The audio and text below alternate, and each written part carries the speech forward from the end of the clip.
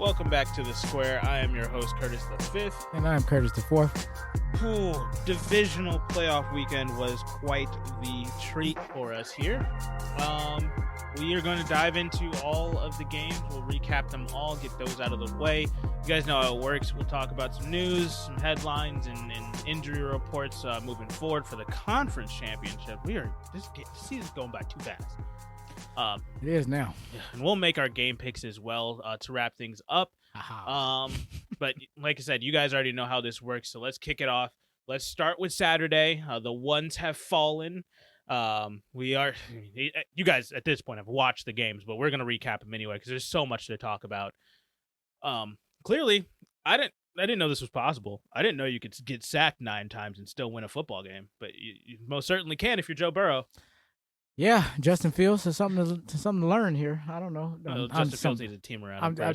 It's a very, very sad joke that I'm doing here. There's no way possible you're supposed to even be in the game, let alone win the game. And well, when you got the other opposing quarterback turning the ball over 3 times, yeah, Ryan Tannehill showed up. Ryan Tannehill Ryan Tannehill of Miami. Adam Gase tenure. I feel like a lot of crazy analogies today, but it's like getting an invitation to a party, an office party, but all the top execs, you're like one of the low execs, but all the top execs got invites, but you're the only one who showed up. That was Ryan Tannehill. Like, dude, I don't even think you even took the temperature of the room.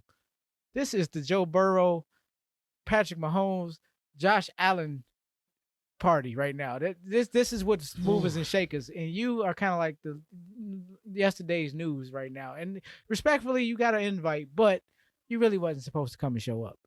I think Tennessee found out on Saturday that it's time to get a real quarterback in there. Wow. I don't know if I'm gonna go that far, but you can't win with him. You cannot trust Ryan. Is it really Ryan Tannehill that's losing them playoff games per se? Not over losing playoff games. No, this game, yes. This game was 100% Ryan Tannehill's fault. You can't blame it on anybody else. I understand. Yes, you went to give the ball to Derrick Henry 20 carries, 62 yards. He was only able to get 62 yards. It's not very efficient. 3.1 yards per average on average there. Right. And he had a touchdown. But this is a man who broke his foot, had a steel plate put into it. I think like 4 pins put into it, was expected to be season ending, and he wasn't coming back. But this specimen of a human was able to quickly heal up and quickly rehab and then be able to play an NFL game again. Mm-hmm. Like, that was not supposed to happen this year, but he did come back and he did give you somewhat production, and he kept him on schedule for the most part. But Ryan Tannehill, you can't have 3 interceptions and expect to win the game.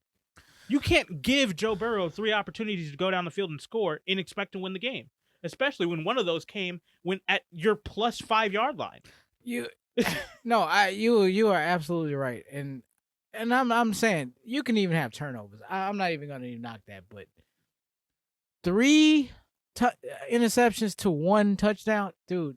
I would have gave you 2, but 3, that's too many. On top of the fact that the first play of the game was an interception. And you basically flip field position on one that was at the 5 yard line, and then the last one came on a drive where you guys were just maybe 15 yards out of field goal range. Mm-hmm. So like all of those interceptions came at crucial times as well. It wasn't like, oh, this happened and the first one was the first quarter and it was the very first play of the game, but that's setting up your whole damn day. Like, right. you got to start off that was your game script, and Jesse Bates picked you off. Like he read you to filth on that play. Right. He knew exactly where you wanted to go with it. He baited you into throwing it and then picked it off. Yeah. So this game was like, Mike Vrabel, I'm sorry for you, dude. Like you tried. Derrick Henry. That was a valiant effort trying to come back and play in this game. The entire Tennessee defense, that was a great effort by the Tennessee defense. Please, you got to mention A.J. Brown. I wasn't done. Oh, you're going that last. I was like, you just kind of skated around. Go ahead. Yeah, no. AJ Brown, 5 for 142 and a touchdown. This dude was playing out of his mind. Did you see the touchdown play? Yeah, I saw the whole game. The one hand catch. Yes. I mean, he didn't even covered put his arm completely. out. He just literally his just hand. let it fall in there. Right, just go right there, right there. Like a little Nerf commercial or something. Like, okay, what the? I seen this back in the 80s. Like, this dude was toying with this damn. Yeah. He had himself a day, and everybody on Tennessee did their job except for Ryan Tannehill. Yeah, because his job is what they wanted what they wanted out of San Francisco and Jimmy Garoppolo. Just don't turn it over. Everybody else will win us the game. You just don't lose us the game. No, that's fair. Until like you were saying, how does a team give up? How does a quarterback get sacked 9 times and still win the game? I'm just going to say this with this caveat. What has been our issue with Cincinnati from day one? I was going to get to that. That offensive line is atrocious. And I have been waiting to see this problem manifest itself. And it did finally in this week. I was like, and here goes that offensive line. Listen, this is the thing that gets me. It's not even the 9 sacks. I don't know how many plays they ran, but he was pressured on 68 of them. Yes, he was. Are you kidding me? 68 plays and you're pressured on? I can't. That number is unfathomable. I've never seen that number so high on ESPN stat tracker. Right. That's damn near every damn play he was pressured. Like it was an all-out blitz the whole game. And when I was saying that offensive line, the one we have been called out on week in and week out all year, that made a statistical anomaly, And yet it was like, oh, and finally it caught up to them. Yeah. But then it's Joe Burrow. But wait, that's not the end of the story.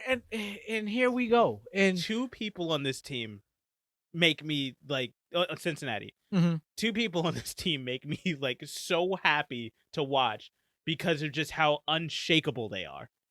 Joe Burrow and Evan McPherson.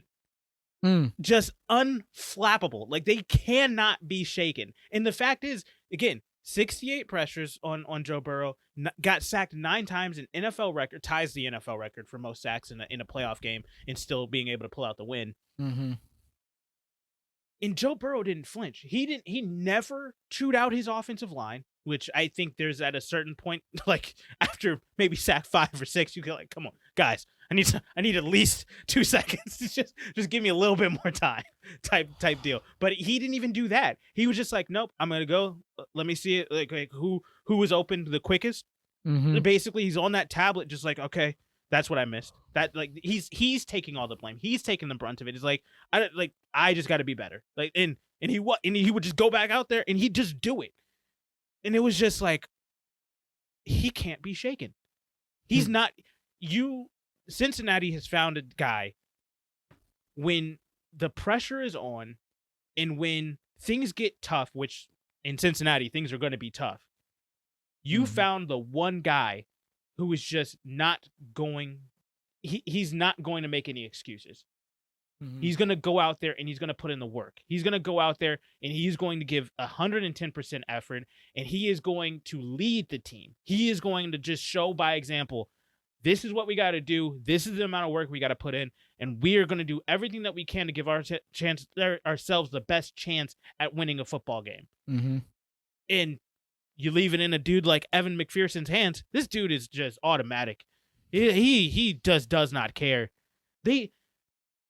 When they kneeled it down to end the game and start to run off that clock, they put it on I think they were trying to just put it on the hash that he wanted before they called that timeout to end the game. I was like, oh, wow, 52 yards. Like, I kind of wish they would have just handed it to Joe Mixon and got a couple more, just get it a little bit closer. Right. But apparently what happened there is Evan McPherson looked at the coach. He said, are you ready? He was like, you tell me when I'm going in. And then he's over there. I think he's warming up with, I think his name's Brandon something. I don't know. It's the punter over there. And he's warming up with him.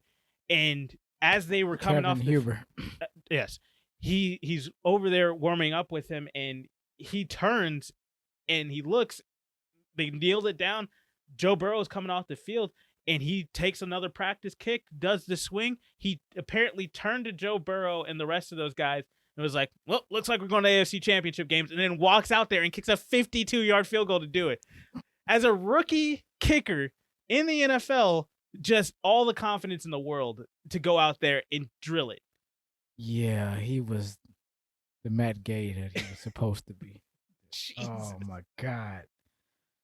I like players like that. I just like gutsy shot callers. Like, and man, shooter that they want to call him. Yeah, Shooter McPherson over there. He shot his shot and he made it. So this dude is if y'all ain't known about this guy, there's some kickers out there on both sides of the conferences. I'm just saying, there's a new crop of kickers that's out there just as well. I know we down to kickers. They're like, but that's what it's come down to. You watching Cincinnati Bengals football, you want to understand how they got to the AFC Championship? He was a bigger reason how they got there. Evan McPherson, Joe Burrow, Jamar Chase is how they got there. I like how you always keep T. Higgins out of there. T. Higgins did his thing. You know he what? Does. T. Higgins is just that good. He's just gonna be just that silent threat. I don't know how he got in that role, but they was like, dude, here you go. I watched this game. I don't know how he got 7 receptions for 96 yards. I don't remember it. He is a tactician, man. He does stuff where you ain't even playing. Yeah, because there's so much over here with the bells and whistles with the Jamar Chase and the Joe Burrow. They just ringing bells and stuff and man, look at us and streamers and all this other type of stuff. And then you got T. Higgins just over there just doing his thing. I'm gonna take my cut here, right? And they keep it moving, right? And I mean, and true. I mean, granted, I did notice this because you don't see this often. Uzama was 7 for 71. I'm like, what? I'm like, he did his best Tyler Boyd impression. Literally. Basically. Because where was you top 2 for 17, dude? So sorry. We had this discussion. Yeah. He has to Time go. to go. He has to go. Bruh, that ain't going to get it. They got the win, and no. You already know he has to go. With the guys that are going to be available in free agency, in the way that Joe Burrow has conducted himself, I would not be shocked to see one of the big names go over there. Could you imagine Juju going over there? Could you imagine Devontae Adams going there? Man, don't stop. Stop. No, I cannot. I cannot. I don't. You don't need another there's threat no cap, in the AFC. There's no cap room for them. There's no way. They have all cap room in the world. They got a bunch of rookies over there. They need to block for this man now. Yeah, they do need to fix that first. Devontae Adams ain't gonna be no earthly good to anybody without Joe Burrow. So I'm like, Joe Burrow dead. That's what I'm saying. If you ain't protecting your asset, what is the point of all of this high powered offense? It does not matter. You can't do this with what's his name? What's the backup? Does it even matter who the backup is? I don't know. Is it AJ McCarron?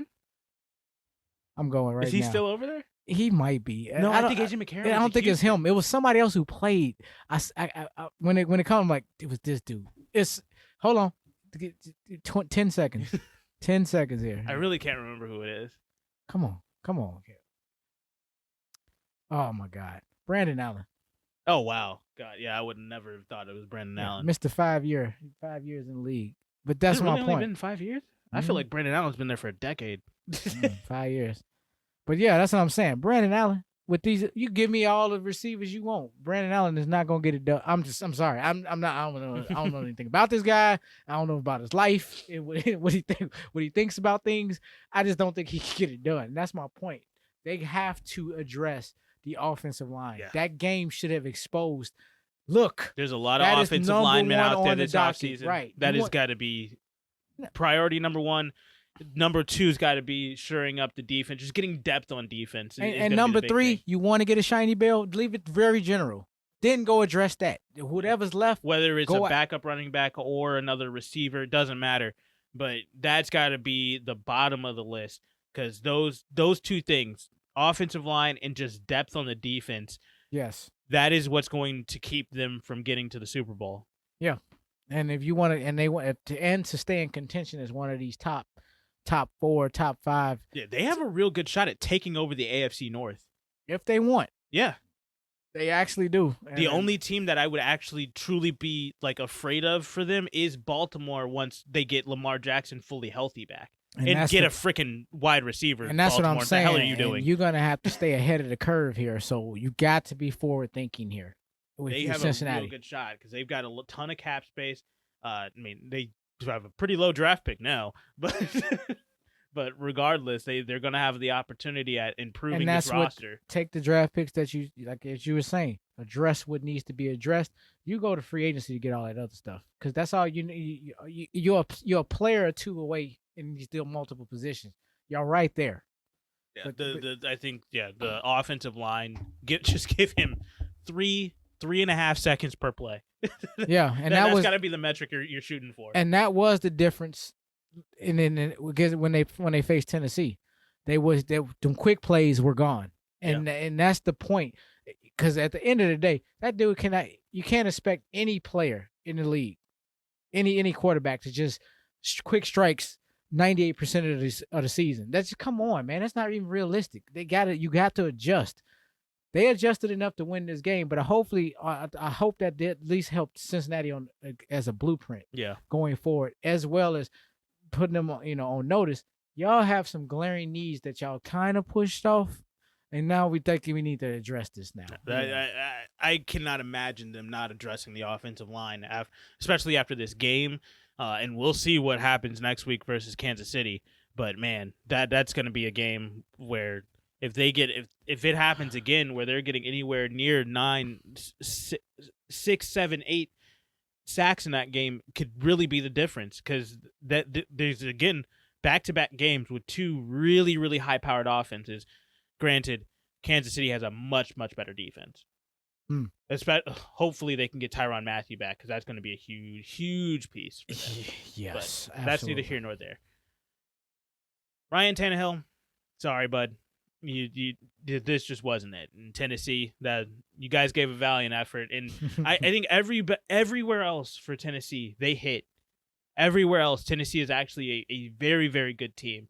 But what I said at the beginning of the season is I don't think Ryan Tannehill is going to be the guy to win you games, and sure enough, he was the guy that lost them this game. They didn't even need him to win that game. They just needed him to not lose it, and he did. He did it 3 times. Yeah. Well, I would be. I think Tennessee would be remiss not to at least address their options to see, do they have a better option, moving on, or really just giving it another year. Saying you bringing Julio Jones back for a second year, maybe. Don't agree with it, but maybe. Maybe he'll settle in and become what we got to see in this last game, where it's like finally I'm like, I haven't seen the dude all season, and he shows up. But then you got Donta Foreman. They have you want to talk about a two-headed attack? God, I don't even. This would be in the it. most. What is the word I'm looking for? Scary. Dynamic. Deformed in the sense of a monster.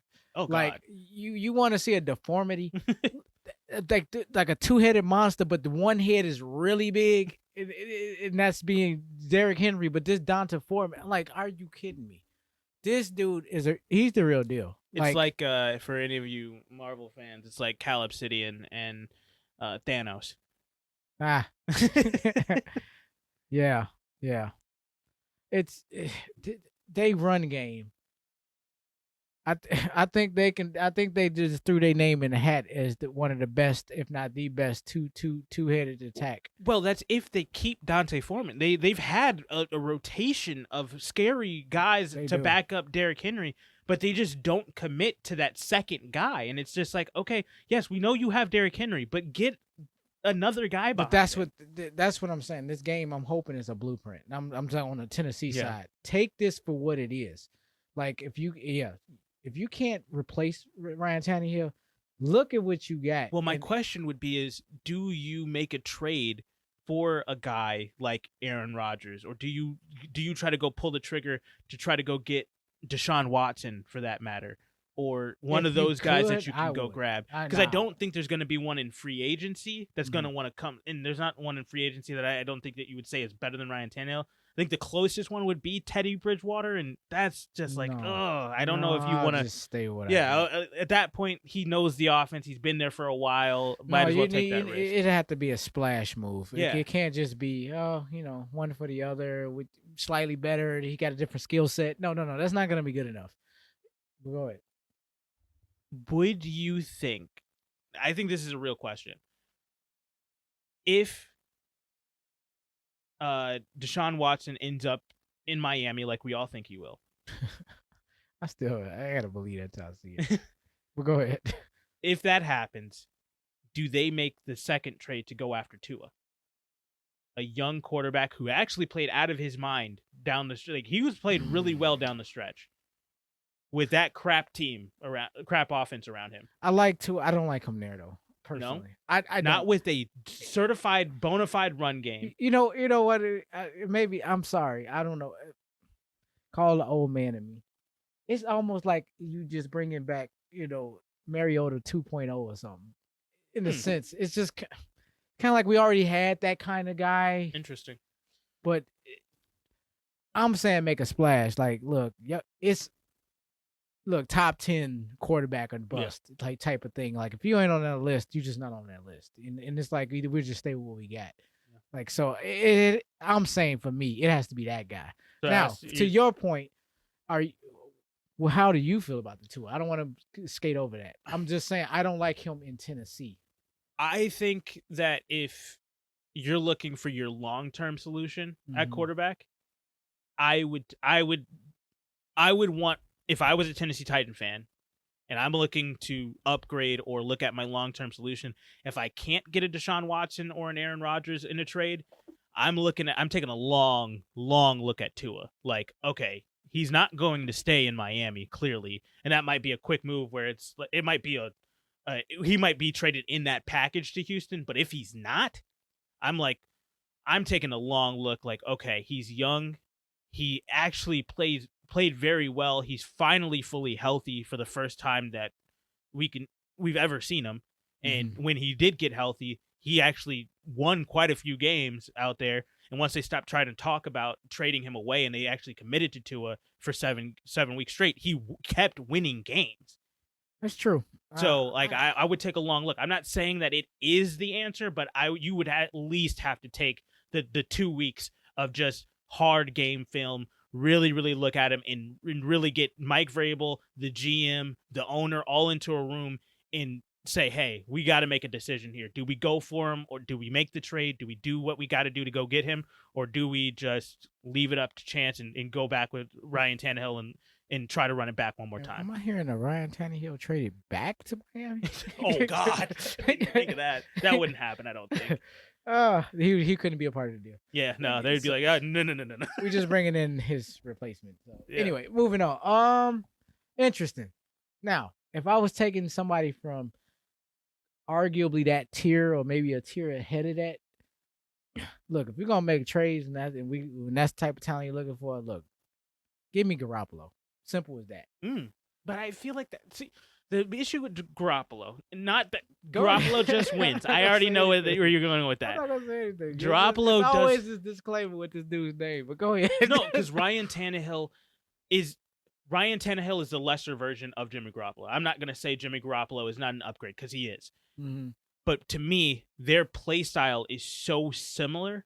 I don't think it's enough of an upgrade, even though, yes, Jimmy Garoppolo is a winner. I don't think I'm going after him because I think you're looking to add something to your offense, not just make what it is a little bit better.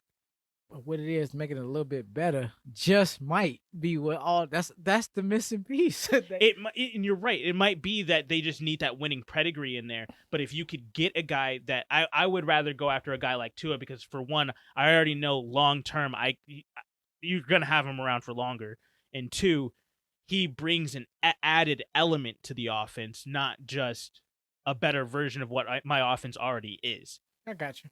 So that's fine. There's our short list, people. Outside of take anybody in the top 10, Yeah. So like you're saying, like an Aaron Rodgers, I was just thinking about the ones that I know that are available. Aaron Rodgers and Deshaun Watson are the two that come to mind. Or, hey, try to get Ben Roethlisberger out of retirement. Ooh, no, I'm kidding. Don't do that. No. All right, let's move to the late game. And definitely the worst game of the weekend. San Francisco goes into Green Bay. And my God, this game was horrible. It was terrible to watch. The second half was even worse to watch because it started snowing and nobody could stay on their damn feet. But it was exciting. It definitely held my attention, especially when I put a parlay down on it. But my goodness, San Francisco goes into Green Bay, gets the 13-10 gritty, grinded out type win that they really needed to just send Aaron Rodgers right on out of Green Bay. Oh no, I'm a pun intended. Send Aaron Rodgers packing. Oh wow, I didn't even think of that. Yeah, good one. Hilarious. Yes. No, this was good football. That's what I see. Absolutely not. This was horrible football across the board. As a fan. This was great football. Good football. This was a good week. This is probably the best game of the weekend. Good weekend. This is the greatest weekend ever of football that I've seen. I mean, man, everything I needed to happen happened. I just didn't have the heart to put money on this stuff. I really wish I could have shown you the parlay because all of your picks hit. That's what I would have made a killing. If you would have parlayed those together, I think somebody turned 5,000 into 160K. This is missing my opportunities here. God, I knew what I knew, and I just didn't have the heart to put the money down. I don't even know. Like I've went back over the film. I've watched this game twice now, basically. Okay. I watched the game in real time. I truly don't understand what the hell happened. I don't get it. San Francisco was dead to rights. They had no earthly idea how to get offense going in this game, running or passing. And I felt so bad. People were talking and going into halftime, Jimmy Garoppolo just can't get it done. He's just not that guy. I'm sorry. These wide receivers were dropping things left and right that I just was like, what are we doing? You're wide open. And Jimmy Garoppolo was dropping dimes in this game. And if I needed to see the PFF stat for the amount of drop balls in this game, because there were too many to count. I couldn't keep track. Jimmy Garoppolo had 4 dimes to start off the game, and all of them were dropped. Yeah. They had multiple 3-and-outs, and hey, Green Bay started out the game rolling. They came out there and just punched San Francisco in the mouth, got the touchdown, and then the 3-and-out, they got the ball back, and then it was 3-and-out, 3-and-out, 3-and-out. It was back and forth. Both teams just could not get anything going. Stalled both ways. And then, oh God, the end of the half. What an end of a half that just got my blood pumping. Yes. San Francisco goes down. They look like they're about to score. Finally, they're getting things going. George Kittle is playing out of his mind. He's playing playoff football. It was a San Francisco we saw beat the hell out of Green Bay multiple years in a row in the playoffs. Right. They were going down, and it looked like, all right, this is going to be a game. And then, Jimmy G showed up. Throws the pick right at the 2-yard line. Just like, come on, that's a ball you got to know you got to throw away. Right. It's like, I understand he was open for a second, but you had to scramble and you had to double hitch, and you know what happens there. Right. And he got the pick, and it's going back the other way. And then, boom, Aaron Jones, wide open. I don't know how he got that open. I've watched that play multiple times. I still don't understand how he got that wide open. But then, all the way down the field. And then Green Bay special team shows up in the most grandiose fashion that they possibly could, because it's freaking Green Bay. Mm-hmm. And it's Mason Crosby, and they haven't been good all season long. Blocked kick. A completely missed blocking assignment. I don't know how you messed that up. But only in Green Bay. Just waltz right back there and block it. And I was waiting for them to pick it up and go the other way, but I forgot they changed the rule. And that's how the half ends. It's 7-0. And it's just like, okay, well, here we go. Let's see what happens in the second half. And they come out. They finally get down the field. They get the field goal. Robbie Gould doesn't miss in the playoffs. And then the fourth quarter. Oh, my God.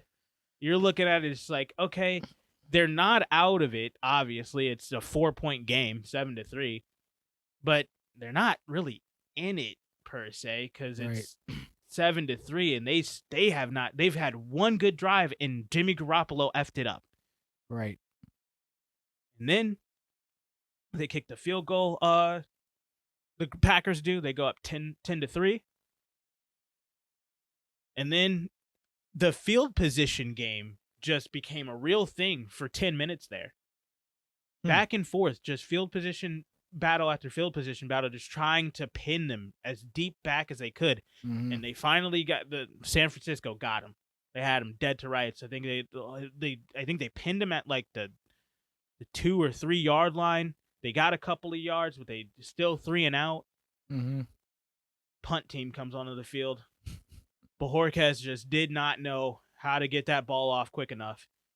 Took an extra hitch, took an extra step that he didn't need to, and boom. But for the life of me, I don't know how hard Bojorquez was trying to murder this ball. Right. Because when it got blocked, that thing went so high up in the air, it went out of frame and didn't come back down for another 5 seconds after it left frame.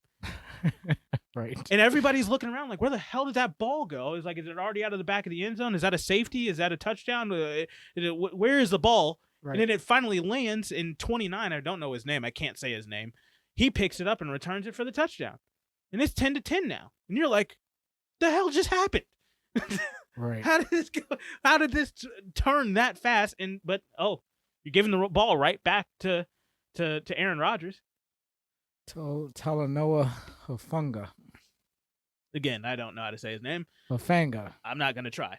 Hufanga. Hufanga. But regardless. Yeah, how do you say his name? I don't know.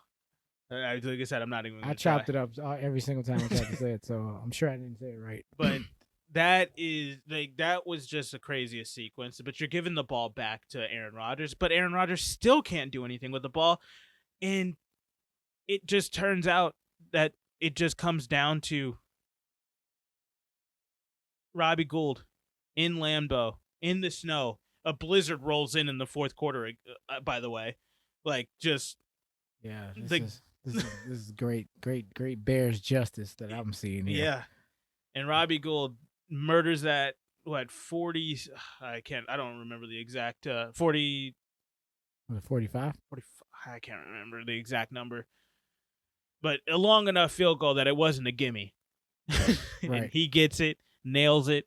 It goes through the uprights, 13-10, last second field goal to win the game. I have no words. I don't understand. Obviously, special teams is the reason why San Francisco won the game. Mm-hmm. But it's just like, wow. That was a horribly played offensive game. Defensively, on both sides of the ball, they actually played phenomenal football. I think Green Bay only gave up 6 points as a defense, and San Francisco only gave up 10 points as a defense, technically. Mm-hmm.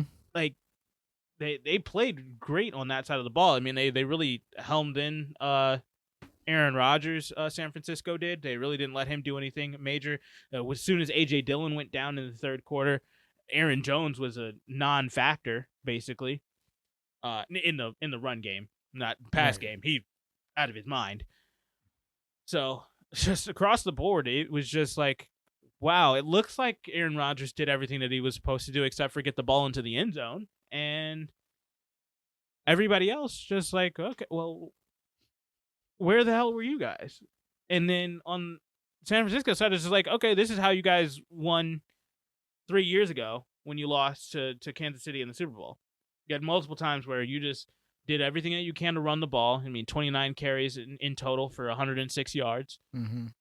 And then just don't let Jimmy Garoppolo F it up. And 11 for 19, 131 yards, no touchdowns, 1 interception. The interception was bad, by the way. Like, that one is inexcusable to me. Like, after you hit, you should know, okay, well, I have to assess it again. Like you can't just throw it just to throw it. Yeah, it's true. I mean, I can't dispute it. It's just, man, it's the Jimmy Garoppolo effect. However, he still finds a way to win the damn game. Like you said a few weeks ago, Tom Brady sprinkled a little of that Tom Brady fairy dust on him before he left New England. Blew that stuff right in his face. Sent him on his way. The magic is still there. It's in the most interesting fashion, man, because it doesn't look polished all the time. It looks like, oh my God, like, dude, do you even know how to play football? And then he self-corrects it. It's everything Tim Tebow wanted to be in his career is happening through Jimmy Garoppolo. And yet, I really do believe Jimmy Garoppolo can actually play. He can actually throw the ball. He actually has quarterback mechanics, and so there's a legitimacy of his quarterback play. Well, yeah. But yet, I'm just saying, he gives me that whole Tim Tebow vibe, the way that he's being assessed, because he is always and forever overlooked. This dude was the understudy to the GOAT. And that's the only time I give Tom Brady the GOAT status is only in this conversation. But yes, to this modern era, absolutely, he's the greatest. I'm not even gonna say the GOAT. He is the greatest quarterback of this modern era of all time. I mean, in the modern era, I don't even have to say of all time. In the modern era, period. There's no dispute in this era. But yeah, we get back and I got a couple of other names where. You only got two other names, Joe Montana, Dan Marino. Make your argument. I'm just saying, that's mine. Somebody might throw a John Elway in there. Absolutely not. Somebody might. I'm just... Sorry. I respect anybody that puts Joe Montana and Dan Marino into the conversation, but anybody past that, no. You go back and I'm just saying. 10 Super Bowl appearances I understand. and 7 championships automatically makes him top 3. I'm doing Dan Marino on stats alone. This is about Jimmy Garoppolo. No, I know. Get back to going back from I'm just backtracking we'll get the to whole that in thing. A second. So, but it all connects. And I'll just say it would be it's not. I wouldn't say it's unfair to bring his name into that conversation. I'm not saying that he would be the champion and win and be at the end of he'd be the choice, but he's legitimately his career was that good. Yeah. Moving on. That's either here to there. With that being said, I want to sit there and I want to take this time to get on my soapbox and tell all the naysayers. I'm gonna just turn off my mic for a couple of minutes. I told you so. I said this, that if there was ever a team right now in this playoffs that can go in somebody's house and pull off an upset, even one as daunting as going into Lambeau. The Green Bay Packers in the playoffs have this Haley's Comet element thing that goes about every 7-8 seasons. A team can come in there and just catch them. I've seen it time and time again. Everything that was going on with San Francisco coming up into this week, they checked all the boxes. They got the defense. They got the offensive prowess. They got the run game. They got the offensive line. They got the special teams. They got everything that is necessary. They have proven that they can play in weather. They have the intangibles. They even have the resume for wins, and like they have the as far as there's no bust potential, that this is a legitimate team that can go in there and head to head can basically be placed against anybody, and you legitimately have to be concerned about the game no matter who the matchup. San Francisco has to go to Buffalo. I'm not sitting there saying Buffalo's going to lose, but I am concerned. That's all I'm saying. I'm not finna sit there and be like, oh my God, they finna stone, they finna roll over this team. Yeah. No, San Francisco they've proven themselves. They've proven to everybody that has watched NFL football and everybody who is a part of the NFL and associated with it, that the only reason why they weren't in contention to win their division was because of the early season injuries. They got healthy and they torched the entire NFL. They have been on fire. And they have been in every single game. There hasn't been a game that I can remember in the last half of the season that has been and just a rout against them. Right. I mean, they absolutely destroyed the Rams. They beat the Rams twice this year. They blew them out 31-10 in the first matchup, and then they pulled out the 38-35 or whatever ridiculous number. Or no, the 27-24 game to end the season for them to lock themselves into the playoffs. So these teams are. Every team is good, and everybody there's no slouch in the playoffs. And we both said it last week. This wasn't going to be an easy game for the Green Bay Packers, and it clearly showed it panned out to not be. Like, there was no easy way for them to pull this game off. The only chance that really Green Bay had going into this game, hindsight being 2020 and looking back at it, the only chance Green Bay really had was if Nick Bosa and Fred Warner truly were out. But Fred Warner came to play. He was destroying that Packers offensive line, and he was making it hell. And Nick Bosa was on Aaron Rodgers all night long. Yeah. So those two guys, the San Francisco defense is one of the toughest defenses in all the NFL. I think they're top 5 in the NFL. I mean, adjusted for their injuries early on in the season, they're definitely a top 5 defense in the NFL. Yeah. So this is one of the scarier teams in all the NFL. You really just don't want to see them. And I had the thought, I didn't care who. I mean, obviously, I put money on it, so I did care who won the next game. But either matchup would have been amazing to see. We get to see the part 3 with the Rams is what we got, and we'll get to that game in a minute. Or we would have gotten to see the GOAT versus GOAT protege, and Tom Brady versus Jimmy Garoppolo. Boy. Either one of the matchups would have been fantastic, and it was not. In either way, it wasn't going to be a gimme game. Right. So the San Francisco has definitely things that they need to clean up. Offensively, they got to understand that they need to get the run game going from the get-go. Like, that has to be the first thing that they get going. And they have a little bit of an issue now because the only running back that they have is Elijah Mitchell. Jeff Wilson Jr. got injured in this game. Yeah, and Mr. Hasty is just a question mark. He's not even a thought. So, it's really just Eli Mitchell and nobody else. And then you got to make sure that you set up Jimmy Garoppolo. Kyle Shanahan has to set up Jimmy Garoppolo to not give the football up. You have to take care of the football from here on out. That has to be the number one priority of this offense. And if they can't get that done, that is going to be the thing that stops them, because this defense is coming to play every single week, every single game. They are going to make it hell for the opposing team. I think it would behoove them not to invest in one of these, like what you were saying, on one of these free agent wide receivers, because they have a backup running back. His name's Deebo Samuel. And yeah, we're in a new era, and that whole Cordero Patterson, Deebo's, you're a two-way player, and I think they need to not make this him part of the run game a gimmick anymore. That he needs to just be a part of the run scheme. Period. Yeah. And they need to seriously invest in another wide receiver, because that's where they're really light. That'll be the difference, because after him, Ayuk is not enough. He's really not. You You got Kittle. Ayuk's like a number 3 in my opinion. That's the thing. It's like, yeah, the sports industry.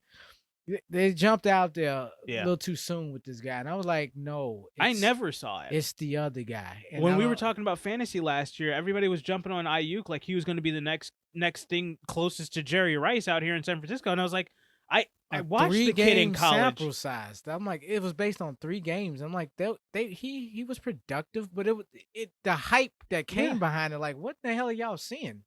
And then he comes out this year. Dud. Crickets. Flat. What was y'all? He's worse than what I even thought. I'm like, I wasn't expecting bad stuff. I just wasn't with y'all talking. Y'all was talking like, you know what? He got the kind of conversation where when it was all said and done, he had Jamar Chase's season type of thing. That's the type of hype he was getting. Like, to the point where they were like, yeah, there's this Deebo Samuel, and we know about some of the skill sets, but fantasy wise, well, I yeah, was looking but at it. we I was was like, like- if I'm gonna take anybody from San Francisco, it's gonna be Deebo. I said that, and I got lambasted on Twitter. Like, they did not want anything to do with me, and I'm like, I don't know what the hell everybody else is looking at. Ayuk is just not that guy. I mean, he brings some value to your offense, obviously, but he is not a number one. He is not the guy. He cannot take a double team. He cannot take your best corner. He's not going to shake anybody out of their shoes, and he's not going to be a threat unless there's somebody on the other goddamn side.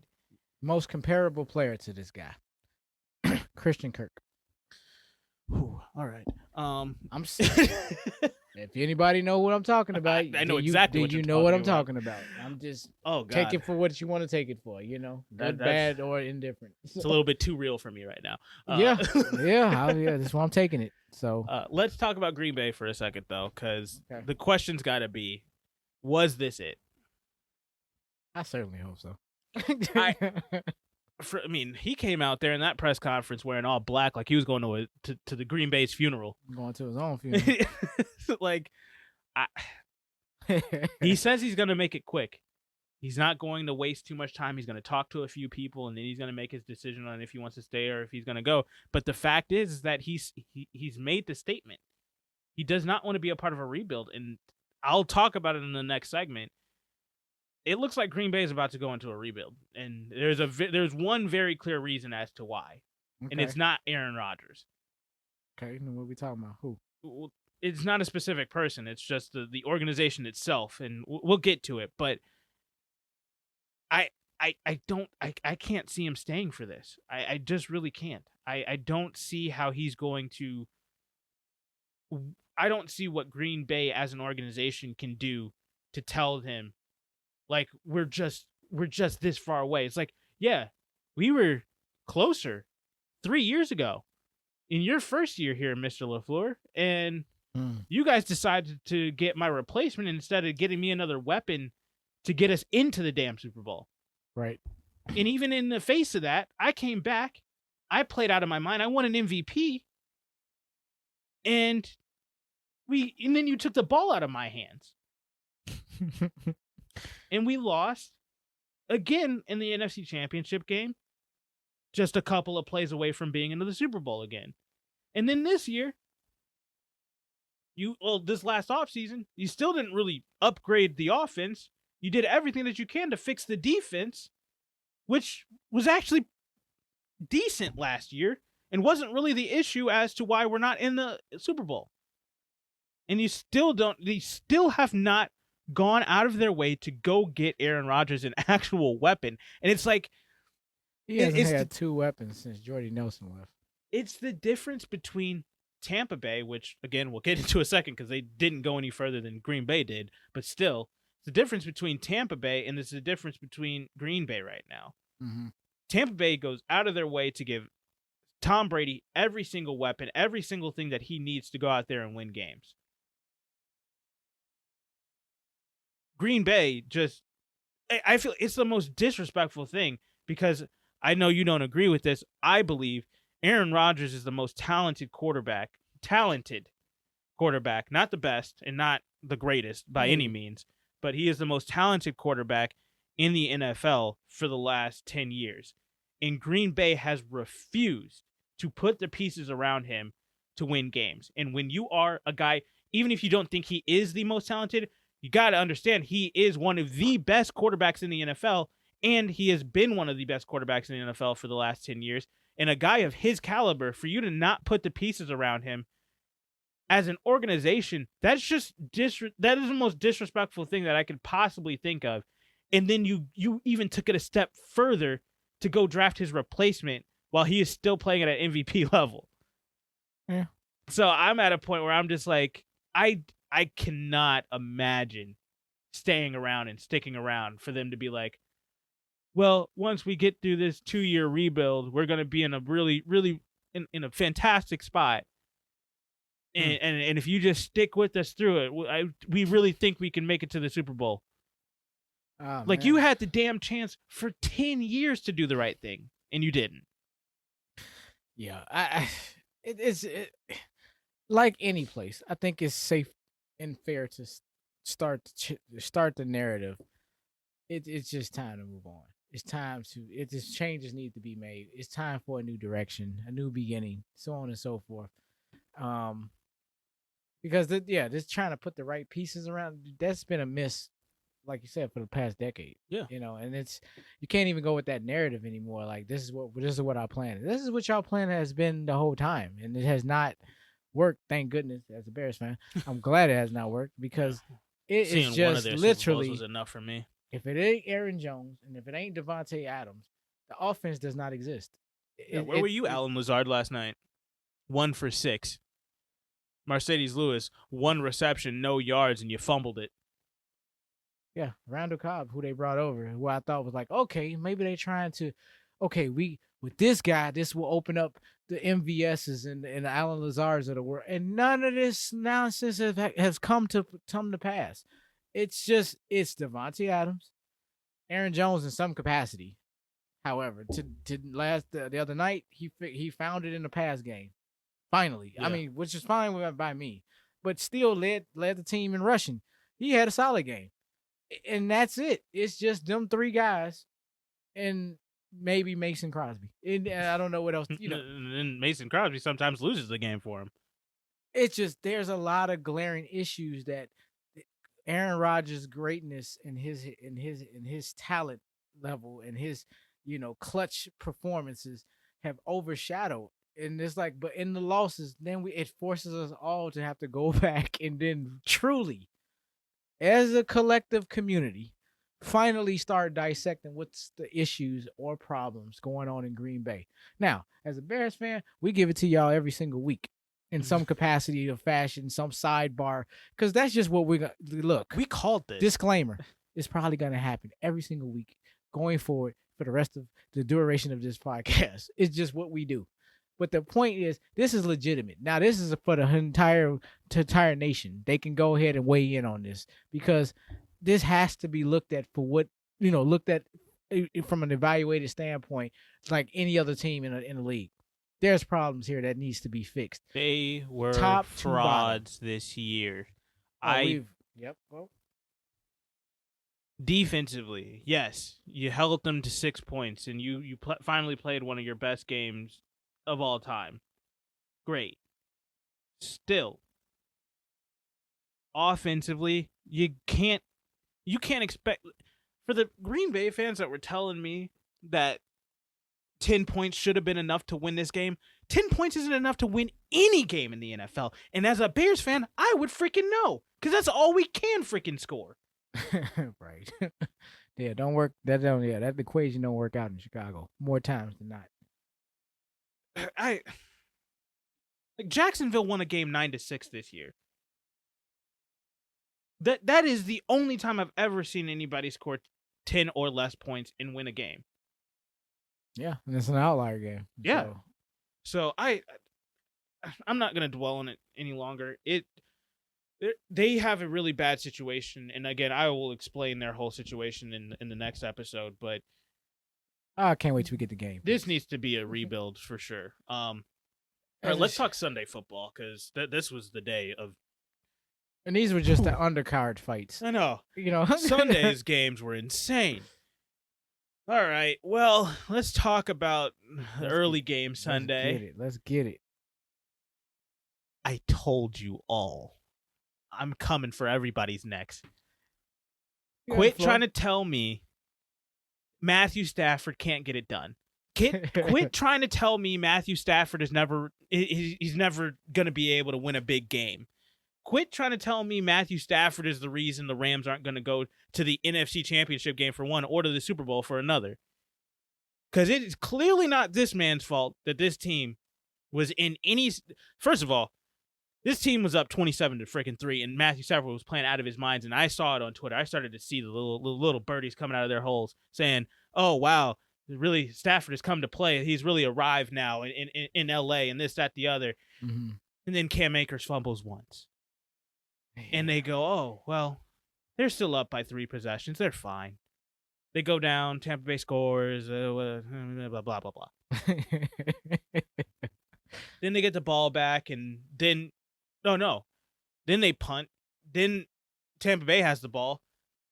That defense that I've been talking about for the last 2 weeks came to play, and they knock the ball out of Brady's hands. He fumbles. They recover it. Von Miller strip sack on that play. Ball's going the other way. Mm-hmm. Brandon Allen, center, what are you doing?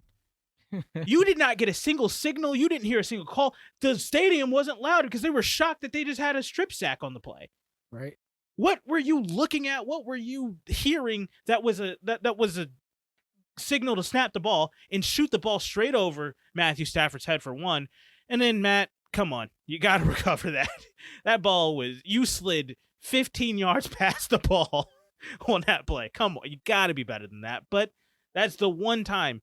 That's the one thing that you can say Matthew Stafford did wrong in this game. He slid too far past the fumble. That wasn't his fault. Got it. Right. And then the next drive that they get the ball, they try it again. Let's give it back to Cam Akers and see what he can do. And he goes out there. And Cam Akers, they have 0 timeouts left.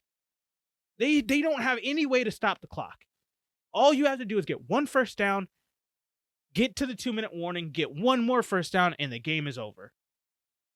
Easier said than done. What is this loosey-goosey? I'm just going through the hole, and I've got 4 linebackers all punching the ball, and I'm not ever once going to try to shore up and brace for the hit. And the ball pops out. Tampa gets the ball back again, and this whole thing about playoff Lenny, miss me. The dude got 2 freaking touchdowns from within the 5-yard line. Oh, Fournette. Yeah. Yeah. Outside of that, he did not have that productive of a game. And 13 for 51. No, 3.9. He kept him on schedule. No, the game he played overall. It was a good game stat line wise, but by no stretch of the imagination was he controlling tempo. No, or they couldn't. They were down 24 points. No, and I mean his 2 touchdowns were just opportunist situations. So I'm not gonna understand that 9-yard run he did, but hey, that. But at the end of the day, that's neither here nor there. But yeah, it was what it was. But well, it's a tie game, and the second that they scored that touchdown, everybody, I could feel it across the nation. Everybody, oh, here it is, Tom Brady. Here he goes again. He's going to upset him. He's going to win this game. They send it to overtime. It's a tie game. There's nothing that they can do. Matt Stafford didn't flinch. 2 plays, back to back to Cooper Kupp, who God, I sent it to you twice. Just the Kupp. Just had to put it in. That dude is insane. But he did not. They did not take a second to even think about it. We're going down here and we're going to score. We don't care if it's a field goal. We don't care if we're putting it in the end zone. We are putting points on the board, and we are going to make them either have to score again or Tom Brady's never seen this ball again. 1 play, they almost gave the game away again with another fumble, but it was recovered. They got the ball, and technically it wasn't even a fumble in the first place. And 2, play right after that. Matthew Stafford zips it. Cooper Kupp, 20 yards. Matthew Stafford zips it. Just that ball was on a rope to Cooper Kupp. Wide open, burned him. I don't know why you're playing cover 0 at this point in the game. But hey, let's put pressure on Matthew Stafford, who, by the way, has the highest quarterback rating of any quarterback against the blitz, which was a little bit of a tidbit that I learned this past weekend. You don't blitz this dude. Just like you don't blitz Pat Mahomes, just like you don't blitz Tom Brady, he is going to hurt you if you blitz him. You send more than 4, it's going to be a problem. If you ain't getting him in that first second. Nope. So at the end of the day, everybody can miss me with this whole talk that Matthew Stafford can't get it done. He just beat the GOAT in Tampa Bay. Went into their house and smacked him in the mouth to start, really beat him up, and through the rest of his team doing everything that they can to give the game back. Cooper Kupp had a fumble in this game. Mm-hmm. Like, everybody on the Rams was trying to give the game away. Matthew Stafford said, "Nah, hold my beer. I'm gonna get us this win." I think somebody whispered in his ear to remind him, like, you do not have a Lions jersey. Because it wasn't him. Like, this dude, 28 for 38, 366 yards and 2 touchdowns. You don't have to convince me. I mean, I just had an issue with what the hell was going on for them 5 weeks because he just disappeared for a second. But he's even then, because yes, I understood that. Yes, he had 8 turnovers in 3 weeks was the stat or something like that. Mm-hmm. Most of those turnovers were interceptions on Hail Mary, chuck it up, just give my guy a chance to go in to go grab it. Mm-hmm. I think there was 3 of those in that mix. So that's really, I mean, most of the time I would take those off and just say that those are team turnovers because you're just trying to make a play, that you're scheming. It's a 50-50 ball. Mm-hmm. But fine. So 5 legitimate turnovers. A couple of them were tip balls. It was just like, dude, either secure it or bat it down. Like, it hits you in the hands. Grab the damn ball. I got you. There's 1 or 2 of those. And so you're looking at 3 to 5 turnovers, really, true turnovers that weren't Hail Mary plays in 3 weeks, which is, for them, like, I think most quarterbacks will take that. I mean, obviously, you don't want any, but over 3 weeks, you're averaging like 1.5 turnovers a game. While he was scoring 2 to 2.5 touchdowns a game. He's out dueling that. So let's chill out with that whole narrative. And I was trying to tell people that we're not worried about that because he's getting the job done. And those were all coming in wins, by the way, outside of the last one, the San Francisco game. Right. So just Matthew Stafford has been the most underrated quarterback for the last decade because he's been in Detroit this entire time and just dealing with mediocrity in absolute trash organization. I completely understand your argument. I understand your frustration. Like, sound like you're just screaming into the wind. To your Matthew Stafford, it's to my Jimmy Garoppolo. 100%. Like, y'all just not listening. It's the same thing. You're not listening, and you're obviously not watching, and you just, So I get you preach to the choir over here. I'm just like, I was gonna say, you have the floor because I had my game, you had yours, and I'm like, and we can both say this simultaneously to all you listeners. We told y'all so. Yeah. I'm saying it specifically on my own show, but I told y'all, you thought I was crazy. I said, put it in the comments. Bring the smoke. I was like, I know, and bring your reasoning because I was very interested to hear the opposing view because I'm like, I said what I had to say. Yeah. You can go ahead and give me the opposing view, but I'm not going to change how I feel because I know what I know. Now I dabbled in some sports betting a little bit, and I took the easy way out, cost myself $100. And with that being said, I know what the hell I'm talking about. What'd you say? So you hit your parlay. I still hit it. I just hit it for $100 less, but I still hit it. Yeah. And I'm just saying, y'all, you'll be remiss not to listen. If not nothing else, challenge us on this because more times than not. I'm not just saying this because I have a feeling the Rams are the best team in the NFC. No, I've been watching them build this team for the last 3 years. And I've been watching the Rams specifically with Jared Goff and how good the team was in spite of Jared Goff. Yeah. And then they get a guy who I have had firsthand experience watching in the NFC North for 10 years. I have been watching Matthew Stafford dice up Chicago's defense when he has nobody. I've seen Marvin Jones absolutely just shake the boots out of Kyle Fuller. Right. And I've seen Matthew Stafford get blown up time and time again by Khalil Mack and Akeem Hicks and Bilal Nichols. I've watched this happen, and he didn't even flinch. And he would go out there, he'd be hurt, and he'd still get the touchdown. Watched him when Urlacher was tracing him. Right? Oh, my God. It would piss me off because you're dealing with Aaron Rodgers and Brett Favre for so long, and then you got to turn around. And you just got 2 games out of the year. You got to deal with Matt Stafford, who is freaking insanely good. Yeah. And Detroit just squandered his talent. I watched it. I remember firsthand the Calvin Johnson game. I was so happy that they ruled that not a catch because that I was sure saying that, man, damn, we just lost this game again. Right. I understand. So Matthew Stafford, I've had firsthand experience at watching what he does, and to put him with Sean McVay's offense and to be the leader of this team now, for him to come out there and then just everybody just discredit everything that he had done. Specifically this year, everybody's talking about how he was an MVP candidate at the beginning of the year. And then they had that little drop off for a little bit. They went into a little bit of a lull, the tough part of their freaking schedule. Yeah, 12-5 at the end of this. By the way. So there really was no low parts there. But go ahead. But everybody's talking about how he's now not even an MVP candidate. And then you have the last 3 weeks where he basically just takes himself out because of the turnovers. He takes himself out of the MVP race there. Which, those 3 games, if you take away those interceptions and those turnovers in those games, you flip those and they still get the wins, and he just doesn't turn those balls over. He's arguably right there with Tom Brady and Aaron Rodgers in the MVP race right now. Yeah. So, because they won all, and they would also have needed to win that San Francisco game, but that's neither here nor there.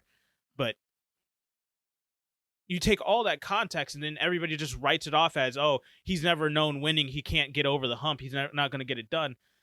Yeah, he hasn't known winning per se, but he definitely knows losing, and he doesn't want to do that again. And he came out there, and he saw everything. I bet you when Cam Akers lost that second ball, Detroit just flashed in his eyes the entire time. Just like, oh, this is how it's going to go. This is what's going to follow me here. Right. And he's just like, no, I'm not going to let that happen. And he goes out there and he goes back to what he knows, and that is getting the ball to his playmakers, and that is Cooper Kupp, the most trusted guy, the Triple Crown winner, the guy that he has helped propel into one of the best receivers in all the NFL. Because nobody was talking about him with Jared Goff, but now everybody loves Cooper Kupp, and Cooper Kupp is what's made Matthew Stafford apparently. Yeah, because he was just one name amongst many. The Robert Woods and the Brandon Cooks, and it was Cooper single-handedly has revitalized Odell Beckham's career this year. Yeah. Now, oh gosh, just the depth over here. So just come on, let's not. For as much as we've been, vindication is all I gotta say. For as much as we were giving this whole, we gave all that time over to the Buffalo Kansas City matchup, and just these high-powered offenses, and and these teams that are so mirrored close. This is the B version of what the whole Chiefs versus Bills would be, versus the Rams versus the Buccaneers. Like, this is their next tier of just those teams. And I mean, as much as, and I'm saying that for as much as we talking about the Chiefs and the Bills, you got to talk about the Rams as far as that depth. And of course, on both sides of the ball. Then you have the freaking prototype, the Tampa Bay Buccaneers. The super teams of super teams. Yeah. These are your 4 deepest teams, but they were all well constructed. I.e., not overnight, with the exception of Tampa Bay, but they were constructed organically over the course of just free agency time, trades, draft, so on and so forth.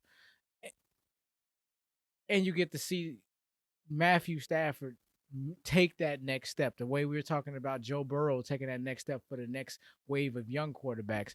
Matthew Stafford has finally replanted his flag after taking the trip over to LA, making the trade, getting traded, and didn't need that tune-up year to get things right and get back on track. No, he's picked up right where he left off. However, now I got a team, so now I can put myself in the MVP candidacy, as which he should have been all year long. None of this, at no point should he have been taken out of this race, and he should be still in the race now.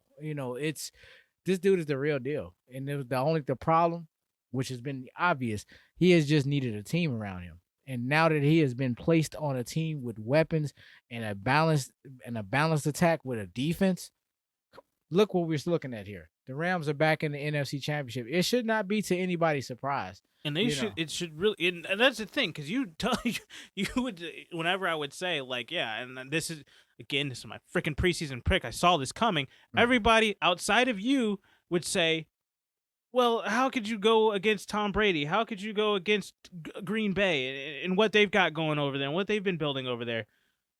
Green Bay been doing that all year in, Green year Bay's been out. trying to build this team for 3 years, and they still have, like we just stated, have neglected the most glaring thing that they needed, and that's more weapons on offense. Whereas Tampa Bay, the Rams, that's a team that has constructed and continues to put more weapons around Matthew Stafford and goes and gets to bolster their defense even more with two edge rushers or one edge rusher, one interior rusher, a dude in the on the back end and Jalen Ramsey that literally just will shut down anybody. Mm-hmm. And then you've got guys like Leonard Floyd and before he got injured, David Long Jr. stepping up as younger guys that are just going to play both the rush, where David Long would be that guy that would come in and be that corner blitz type guy. Mm-hmm. And then Leonard Floyd can pass rush or he can drop back into coverage and he can make it hell for you all day long. They've got guys everywhere. And they finally got fully healthy, and they have everybody playing on the defensive end. And then you're looking at Tampa Bay, no Ryan Jensen. Ryan Jensen tried to play. No Tristan Wirfs. The only DB that they had was Tahir Whitehead. Mm-hmm. And everybody else was injured on the defensive backside of the ball. Right. So you're looking at Shaq Barrett and Devin White as really their defense and no offensive line. And you've already lost Antonio Brown. You've lost Chris Godwin for the season. Like, I'm sorry. I've watched Tom Brady. If he has the horses, obviously he's going to get it done. And if he is going to be going in with those lesser guys, those B-roll guys, he would have been doing it all season long already. Scotty Miller can't just come in on a random game or in a game as big as this one and just be that guy. It's not how it works for Tom Brady. He needs to build rapport with you. He has to trust you all season long to be able to get that done. Scotty Miller, no shot that was going to happen in the course of 2 weeks. Tyler Johnson, no shot that was going to happen over the course of 2 weeks. Sorry, that's just not the way that it works for Tom Brady. Who else was down there? I mean, Giovanni Bernard didn't even do anything. O.J. Howard had one reception, and Cameron Brate had one reception. And that's about where they're on pace. Now, the Giovanni Bernard thing, a little bit shocking. Yeah, that was the one that I was like, wow, I'm surprised they didn't use him more. They didn't use him, and considering the one name you didn't mention, but a fallen person, but is it really fallen when I name this person Rojo? You see, you laugh. And that's my point. Like, when you talk about horses, I'm like, oh, you forgot one, because I heard a very crazy thing. It was like, yeah, this on the radio. It was about a week ago, and it was like, oh yeah, they're going into Leonard Fournette that has been down, and he's supposed to be coming back soon. This was before he came back, you know. And then they said, yeah, and I mean they, and my goodness, and Tampa Bay lost both of their workhorses, and I'm like, both of their workhorses. He's like, yeah, they lost Fournette, and then they lost Rojo. I'm like, when was Fournette? First of all, Rojo is not a workhorse because his coach will not utilize. That is the furthest thing he would ever be in Tampa Bay. Outside of Tampa Bay, Rojo is the most hated person in that locker room. Craziest thing ever. But nevertheless, workhorse and Rojo can never go together in Tampa. It was the craziest report, and the man just kept going on and on. I'm just like, wow, he really going to just let that fly? Like, but the perception, but the other perception is what you just shared. Didn't even mention him, because because he didn't play. Partially fair, because just how he's utilized. By the way, people, let me be very clear. I don't think this man is a bust. I think Rojo is a clearly good player that is just getting a bum rap on this team. I don't know what the hell he did. He did something, but this dude has been on the outs from day one, and yet they've never committed to allowing Rojo to be a part of this offense. No, I think it has to be something with Tom Brady. I think because I can't see Tom Brady. I mean, he forced AB to be a part of this.